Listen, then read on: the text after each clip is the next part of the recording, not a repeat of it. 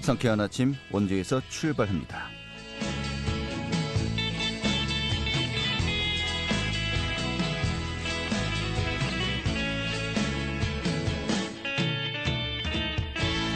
안녕하십니까. 2월 15일 화요일 아침 인사드리겠습니다. 상쾌한 아침 원주에서 출발합니다. 진행의 한태호입니다. 오늘 아침 운전하실 때 혹은 또 도로를 건너실 때에도 또 걸어가실 때에도 조심하셔야겠습니다. 이 산발적으로 약하게 눈이 내리고 있는데요. 굉장히 좀 미끄럽습니다. 이 눈과 비 좀 아침 오전부터 대부분 잦아들겠고요. 오늘 밤 또 이제 보름달을 보실 수 있을 것 같습니다. 하지만 기온이 더 내림세를 보이겠네요. 옷차림 좀 든든히 하셔야겠습니다. 최근 그래도 강한 추위가 찾아오고 있는데요. 현재 원주 지역의 기온이 영하 3도로 어제에 비해서 3도가량 기온이 낮은 상태이고요. 낮 기온도 영하 1도에 머물겠습니다. 이런 가운데 기온이 더 내림세를 보이면서 모레 아침 기온 영하 11도 안팎까지 예상되고 있습니다. 오늘 준비한 소식 살펴보도록 하죠. 이 강원도 내 무 연고자의 사망이 늘고 있습니다만은 이 공영 장례 등을 지원하는 곳, 이 강원도 내에서는 두 곳에 불과하다고 합니다. 원주도 아직은 이런 또 조례가 제정돼 있지 않은데요. 무연고 사망자들을 위한 이 지자체 차원의 고민, 대책 함께 오늘 또 이야기 나눠보도록 하겠습니다. 또 원주시가 영국 표준협회로부터 스마트시티 국제표준 인정을 받았다고 하네요. 그 내용 리포터 현장 시간에 찾아보도록 하겠고요. 또 도내 이슈 점검하는 시간도 함께 하겠습니다. 2월 15일 화요일 상쾌한 아침 원주에서 출발하겠습니다.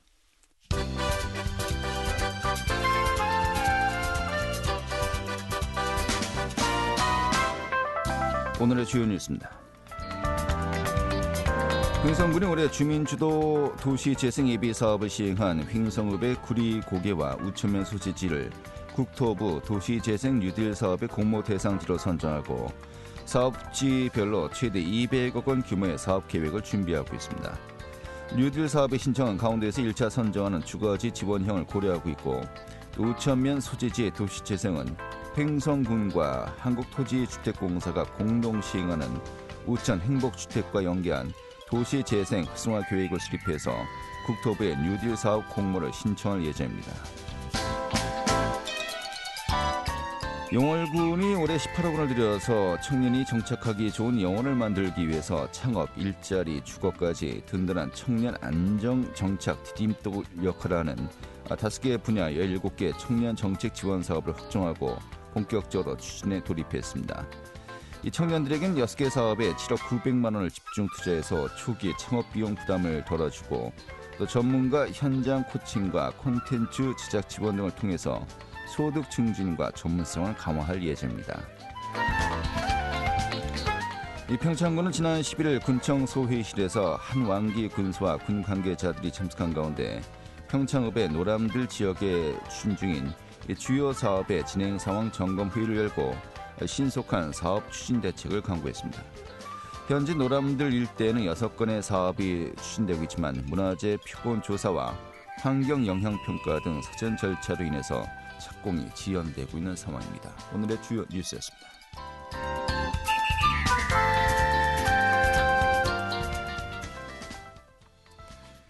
네, 강원도 내 무연고 사망자가 계속해서 늘고 있다고 합니다. 무연고 사망자, 연고자가 없거나 또 알 수 없는 경우 혹은 또 연고자가 있지만 시신 인수를 거부한 분들을 이야기한다고 하는데요.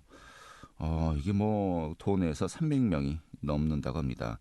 특히 아무래도 원주 지역 같은 경우는 강원도 내에서 가장 인구가 많기 때문에 역시 무연고 사망자도 제일 많습니다. 그럼에도 도내에서 공영 장례를 지원하는 곳 이 두 곳에 불과하다고 하는데요. 이 무연고 사망자를 위한 좀 지자체 차원의 고민이 있어야 될 시점이 아닌가 싶습니다. 오늘 그 내용 살펴보도록 하죠. 이 조상숙 원주시 의원 연결하겠습니다. 의원님. 네, 안녕하세요. 조상숙입니다. 예, 반갑습니다. 제가 앞서 도내 무연고 사망자가 지속적으로 증가하고 있다라고 말씀을 드렸는데요. 전반적으로 현황이 어떻습니까? 전국적으로 이제 무용고 사망자는 점점 증가하고 있는 추세이고요. 네. 강원도에 한 해 평균 무용고 사망자 처리 건수가 한 60여 건 되고 있습니다. 네. 그중에 또 온주시 무용고 사망자 건수는 평균 한 30건 정도 매년 지금 이렇게 되고 있습니다. 네. 원주시 관내만 놓고 보더라도 무연고 사망자가 한 해 30건 이상. 제일 네, 많은 네. 거죠? 네, 강원도에서 이제 아무래도 인구가 가장 또 많기도 하고요. 예. 지금 독거노인 어르신 같은 경우에도 이제 인구가 많다 보니 가장 많기도 합니다. 네, 알겠습니다. 그러면은 이런 무연고자 사망 시에 뭐 지자체 차원에서요, 뭐 어떤 지원이 이루어지는 게 있나요? 앞서 말씀하신 것처럼 춘천 고성의 경우는 이제 조례가 공영장례 지원에 관한 조례가 제정되어 지원을 하고 있고요. 그 외에 18개 이제 그 춘천 고성 외의 시군에서도 무용고 사망자 처리 시에 장례식장 또는 장례업체의 장례 지원비를 지원하고 있는데요. 네.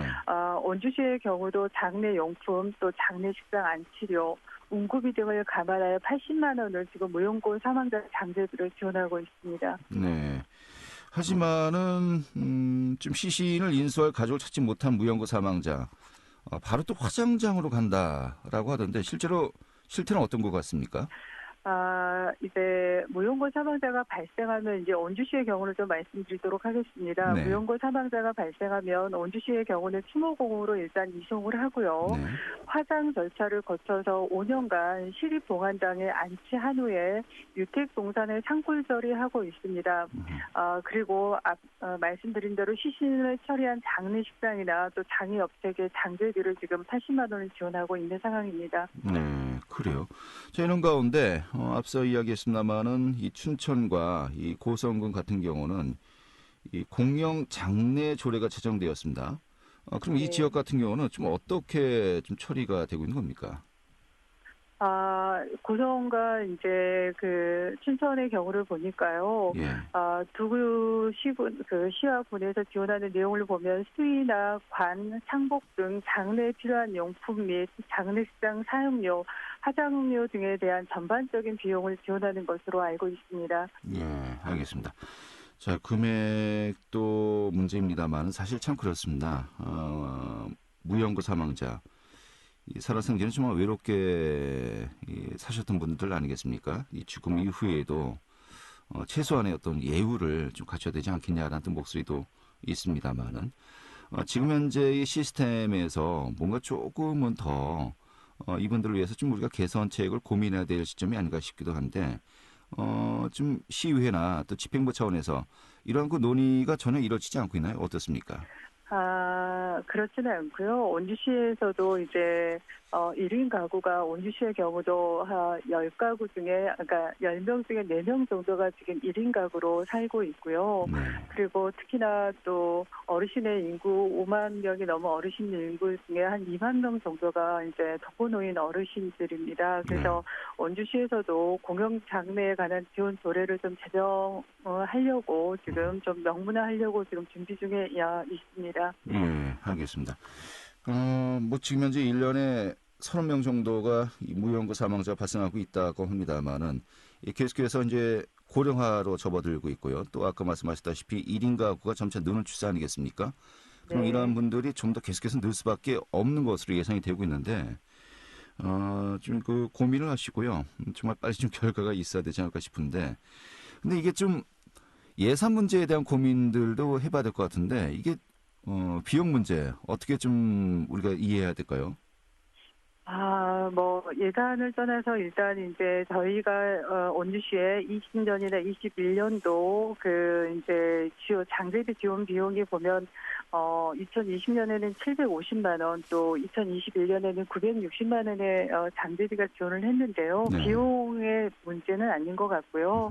이렇게 좀 부족한 비용에 대한 추가적인 좀 예산 확보가 필요하고 그리고 이제 돌아가실 때만이라도 좀 더 그 기본적인 인권으로서 전후만 죽음을 좀 맞이할 수 있도록 지자체 차원에서 좀 노력을 해야 된다고 생각합니다. 네, 알겠습니다. 인간의 존엄성은 살아생전은 물론이고 또 사후에도 최소한의 도리를 지켜야 되지 않을까 싶기도 합니다만은 결국 이제 지역에 관계없이 모든 분들이 보편적 사회복지로 또 공영장래 또 필요성도 언급하고 있는 거 아니겠습니까? 아까 말씀하셨다시피 시의회 차원에서도 이런 논의가 좀 이루어지고 있다라고 말씀하셨는데요. 좀 지자체 차원의 돌봄 체계 구축 좀 어떻게 논의돼야 한다고 보십니까? 이전보다 사실 돌봄 체계 구축에 대한 필요성을 느끼고 또 강화되고 여러 사업들이 좀 확대 시행은 되고 있습니다. 노인 맞춤 돌봄 사업으로 그 4개의 복지관에서 한 200명의 사회복지사들이 주 2회 뭐 전화 안전 확인도 하기도 하고 또 가정 방문을 통해서 말벗이나 일상생활을 지원하기도 하고 또 어르신들이나 중증장애인 가구의 화재나 응급 발생 상황 시에 또 119와 연계하 신속히 응급 상황에 대처할 수 있는 시스템을 구축하여 또 어르신의 상태를 모니터링을 하고는 있습니다. 네. 그럼에도 어르신 인구에 대비해서 아직도 많이 부족한 게 현실입니다. 서두에 말씀드린 것처럼 1인 가구의 증가 또 가족관계 단절 등으로 이제 무용고 사망자는 더욱 증가할 것으로 예상이 되고 있는데요. 네. 무용고 사망자도 좀 기본적인 인권으로서 전후만 죽음을 맞이할 수 있도록 좀 노력해야 될 거고요. 돌봄 체계 또한 촘촘한 돌봄 체계 구축을 위해서 더욱더 강화해서 노력해야 할 거라고 생각합니다. 알겠습니다. 우리가 그 영국의 복지제도를 이제 이야기할 때마다 가장 상징되는 문구가 이오람에서 무덤까지라고 이야기하는 거 아니겠습니까? 이 무덤까지, 이 죽음까지도 이 복지제도에 포함이 되어야 한다라는 뜻으로 이제 이해가 됩니다만은 이 부분은 우리가 좀 그동안 또 소홀히 했던 것이 아닌가라는 생각이 들기도 하고요. 많은 고민들 좀 그리고 그 고민 끝에 좀 조속한 또 가시와 좀 그 어떤 제도화가 필요할 것 같습니다. 네, 오늘 이렇게 정리하죠. 고맙습니다. 네, 감사합니다. 네, 조상숙 원주시 의원이었습니다.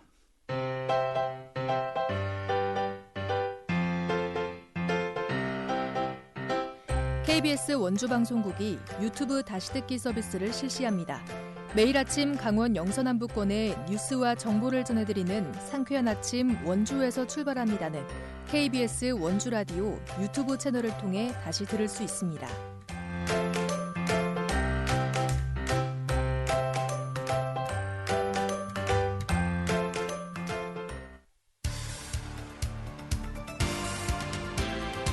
알찬 정보, 생생한 현장의 소식을 전해드립니다.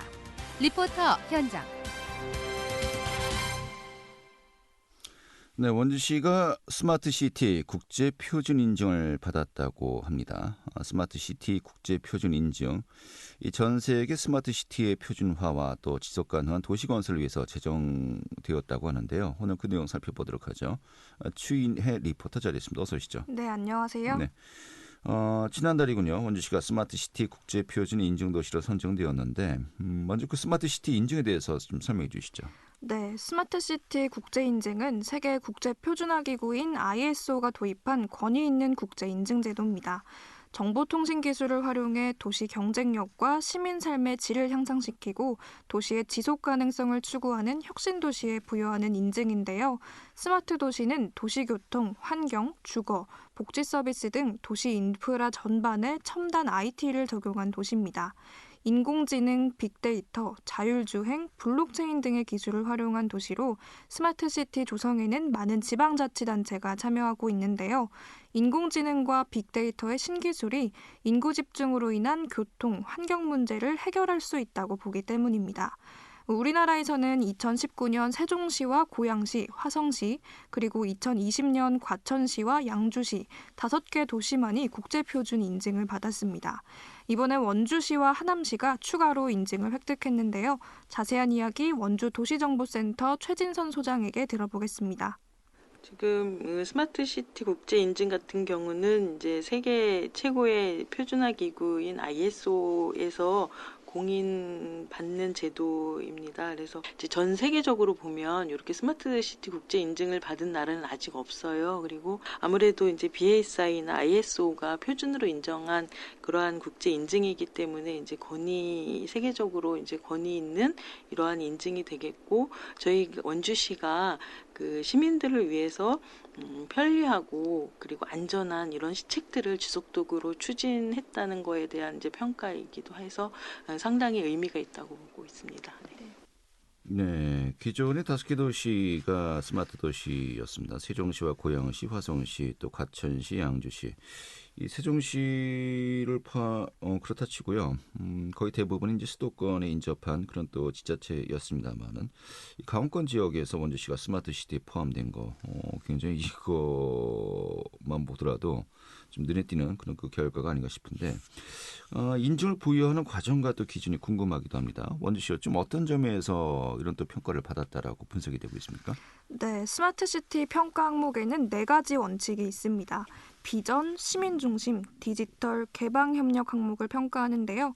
스마트시티를 정의하는 이 4가지 항목을 22개 지표로 나눠 도시 발전 단계를 5단계로 나눕니다. 1단계 뒤떨어짐, 2단계 개발 중, 3단계 적절함, 4단계 앞서 나감, 5단계 탁월함의 정도로 나눠 3단계부터 인증을 수여합니다.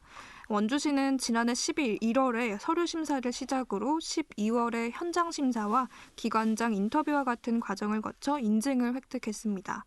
원주시는 교통 상황, 생활 안전, 재난재해와 같은 도시 주요 상황을 실시간 통합 관리하는 통합상황실을 운영하는 도시통합관제센터를 운영하는데요. 이 시설로 도시를 효율적으로 관리하는 점과 또 지능형 교통체계를 구축한 점이 좋은 평가를 받았습니다. 중앙동 스마트 도시재생 사업의 일환으로 중앙동 일대 버스 정류장을 미래형 실내 버스 정류장인 스마트 쉘터로 교체한 바 있는데요. 냉난방기, 온열의자, 스마트폰 충전기 시설이 설치된 정류장입니다. 또 일대 주차장을 주차 센서로 주차 가능 대수를 파악하고 입구 전광판에 주차 현황을 표시하는 스마트 주차장으로 교체했습니다. 이러한 지능형 교통체계 구축과 혁신도시, 기업도시와 같은 신도시의 스마트도시 구축에서도 좋은 평가를 받았습니다. 원주도시 정보센터 최진선 소장 이야기 이어듣겠습니다. 이번에 받게 된 인증을 이제 매년 3년 동안 앞으로 3년 동안 BSI가 계속 재평가를 하게 됩니다. 그래서 저희도 이런 평가를 잘 유지하기 위해서 그 스마트 도시 솔루션들에 대해서 성과 지표를 설정하고 지속적인 성과 관리를 통해서 이 스마트 도시 인증을 유지하도록 하겠습니다. 도시정보센터에서는 이제 흥원면 스마트타운 챌린지 사업에도 또 유사한 사업들을 계속 지속적으로 추진을 하고 있습니다. 그리고 또 저희가 운영하고 있는 CCTV 통합관제센터를 통해서 시민분들의 이제 범죄 예방이라든지 안전한 귀가 이러한 사업들을 계속 지속적으로 추진을 하고 있고 최우선은 시민들의 안전 그리고 편리함을 최우선으로 두고 살기 좋은 원주 만들기에 최선을 다하도록 하겠습니다. 네. 자, 이런 건데 올해 스마트 시티 사업의 일환으로요. 흥원면 스마트 챌린지 사업을 진행한다고 하는데 이건 어떤 사업입니까? 네, 흥업 스마트타운 챌린지는 기업과 시민, 지자체가 뜻을 모아 혁신 기술과 창의적인 아이디어로 교통, 환경, 안전 등의 도시 문제를 해결하는 사업입니다. 국토교통부가 공모한 스마트 챌린지 사업에 선정돼 국비 20억 원, 시비 20억 원, 총 40억 원을 투입해 진행되는 사업인데요. 공유자전거, 스마트버스 정류장, 안심 귀가 서비스 등이 진행됩니다.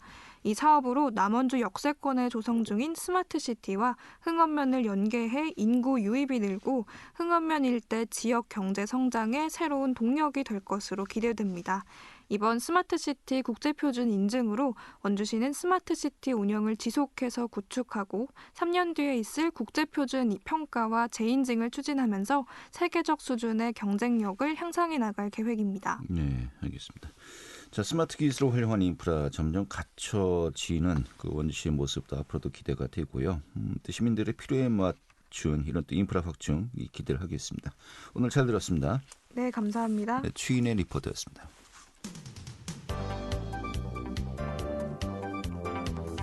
생생한 현장, 유익한 생활 정보를 전해드리겠습니다. KBS 원주 라디오 상쾌한 아침 원주에서 출발합니다를 함께하고 있습니다. 네, 지금 시각이 8시 49분이고요. KBS 원주방송국의 상쾌한 아침 원주에서 출발합니다. 함께하고 계십니다. 이 도내 이슈 취재 기자 연결해서 살펴보도록 하죠. 강원일보 문화체육부의 김지원 기자 연결하겠습니다. 여보세요? 네, 여보세요. 네, 반갑습니다. 네. 오늘 첫 번째 뉴스 좀 살펴보도록 하죠. 사실 그 강원대학교에서 교수 임용을 하는데 이게 그 특정 인사를 몰아주게 하려고 하는 것이 아니냐라는 또 의혹이 이제 많이 일었었습니다. 이 작년과 또 올해에 걸쳐서 계속해서 발생을 했었는데 이 얘기를 이제 보면은 강원대학교 명예교수의 아들이 결국 이제 그 아버지의 어떤 자리를 그대로 물려받게 하려는 어떤 그 행위 아니었냐, 라는 이제 의혹이 있는 것 같습니다. 자, 그래서 그 논란과 별도로 부실 검증 논란에 대해서 강원대학교가 사태 수습을 위해서 이제 후속 대책을 발표했다고요. 네, 강원대는 지난 14일 교수 채용 과정의 공정성과 신뢰도를 높이기 위해 전임 교원 신규 임용 지침을 제정한다고 밝혔습니다. 우선 이번 사태를 촉발시킨 교직원 친인척 채용에 대해서는 지원 과정에서 대학의 8촌 이내 친인척이 전현직으로 근무했을 경우 신고서를 반드시 제출하도록 하고 허위 제출 시 임용을 취소할 수 있는 규정을 신설했는데요. 특히 강원일보가 명예교수 아들이 낸 해외 민간 경력이 부풀려졌다고 문제를 제기하면서 드러난 부실 검증 시스템에 대해서도 해외 학위, 성적, 경력 증명서는 해당 국가로부터 인증을 받도록 절차를 강화했습니다. 지원자가 초빙 분야와 전공이 일치하지 않음에도 서류 심사를 최고점으로 통과했다는 의혹이 불거지는 등 투명성의 지적이 일었던 기초심사는 외부심사위원회 참여 의무화를 포함시켰습니다. 네, 사실 요즘 그 공정성의 문제에 대해서 가장 많은 분들이 분노하고 또 예민하지 않습니까? 좀 전형적인 또 사례가 아니었나 싶은데, 좀 이와 함께 기존에는 그 심사위원들이 협의해서 점수를 매겼었는데 이제는 뭐 개별 심사를 또 실시하도록 절차도 개선되었군요. 네, 그렇습니다. 심사위원회 개척 사유도 늘어나는데요. 기존에는 지원자의 학위 논문 지도교수와 공동연구자, 친족 등 기타 특별관계일 때 심사에 참여할 수 없었습니다. 개선안은 지원자의 관계가 채용 공정성을 해칠 우려가 있다고 판단되면 심사위원회에서 배제하는 규정이 새롭게 담겼는데요. 이에 더해 같은 대학, 같은 학과 전공 출신으로 한 학기 이상 함께 재학하거나 같은 직장 부서에서 6개월 이상 함께 재직한 경우는 심사위원을 맡을 수 없도록 했습니다. 이 밖에 면접 심사는 그동안 최고 득점자 1명만을 가려 최종 면접을 진행됐지만 2순위 득점자가 1순위와 점수차가 10점 이하일 경우 함께 면접을 보도록 대상이 확대됐는데요. 홍성구 강원대 교무처장은 교수 채용 과정의 공정성을 강화하는 데 초점을 맞췄고 지속적으로 보완을 실시해 공정한 채용이 정착될 수 있도록 노력하겠다고 말했습니다. 네, 알겠습니다. 이런 또 개선책 뭐 반가운 일입니다만은 사실 또 개선책을 아무리 말을 하더라도 또 사람이 악용하면 또 분명히 틈새는 있는 거 아니겠습니까? 또 인식의 또 사고 전환도 함께 이 병행돼야 하지 않을까 싶네요. 알겠습니다. 다음 소식 살펴보도록 하죠. 이 법무부가 전국을 대상으로 이제 발주를 했는데 원주 교도소 신축 전기공사 입찰 좀 이게 논란이 있네요. 네, 강원도 전기공사 업계는 도내 공사임에도 지역 업체를 외면했다고 주장하는 반면 법무부는 해당 공고권이 국제 입찰로 지역 의무 공동 도급 대상이 아니라며 맞서고 있습니다. 법무부는 지난 4일 추정 가격 86억 8,244만 원 규모의 원주교도소 신축 전기공사 입찰을 공고했습니다. 참가 자격은 전기공사업 법령에 의한 전기공사업을 등록한 자인데요. 해당 자격을 갖춘 업체라면 지역에 관계없이 입찰에 참여할 수 있습니다. 법무부는 공고문 내 공지사항을 통해 본 공고권은 국제입찰 대상으로 지역 의무 공동도급이 적용되지 않는 공사라고 명시했습니다. 네. 하지만은 그 지역 내 또 도내 전기공사업계에서는 좀 반발하고 있는 것이 이 법무부가 이 지역 경제 활성화에 역행하는 공고를 낸 것이다. 지금 이렇게 이야기하고 있군요. 네, 그렇습니다. 도내에서 진행되는 공사인 만큼 지역 업체들을 참여할 수 있도록 배려해주는 것이 지역 정서에 부합한다는 주장인데요.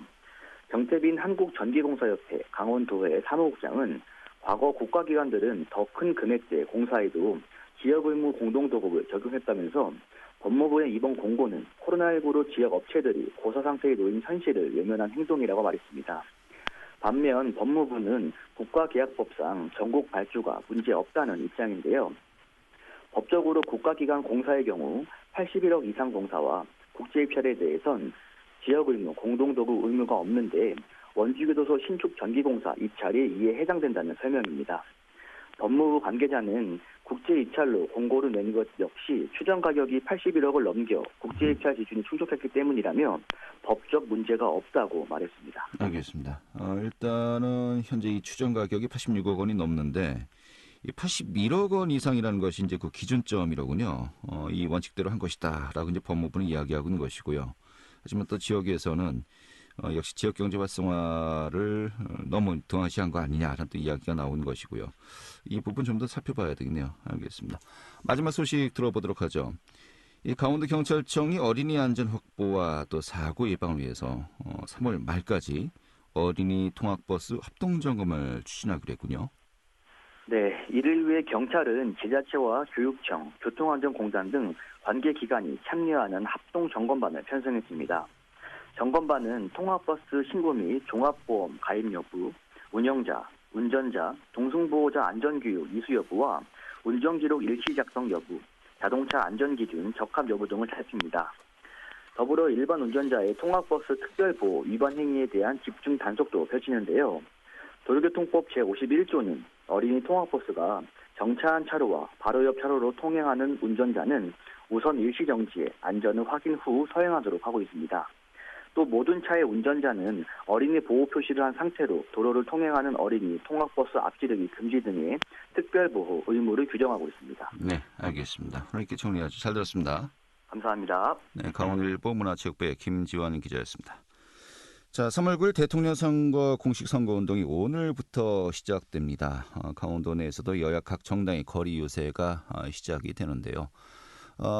우리의 또 최고 지도자를 뽑는 선거운동, 이제 정말 공식 선거운동이 시작된 거 아니겠습니까? 좀 맡아두어 이런 것보다도 좀 축제의 장이 되길 기대하면서요. 3월 9일 새로운 또 인물을 기대하면서 오늘 또 이 방송을 마치도록 하겠습니다. 지금까지 기술의 조원재였고요. 구성의 문수영, 그리고 저는 한태호였습니다. 내일 아침 8시 30분 다시 뵙도록 하죠. 고맙습니다.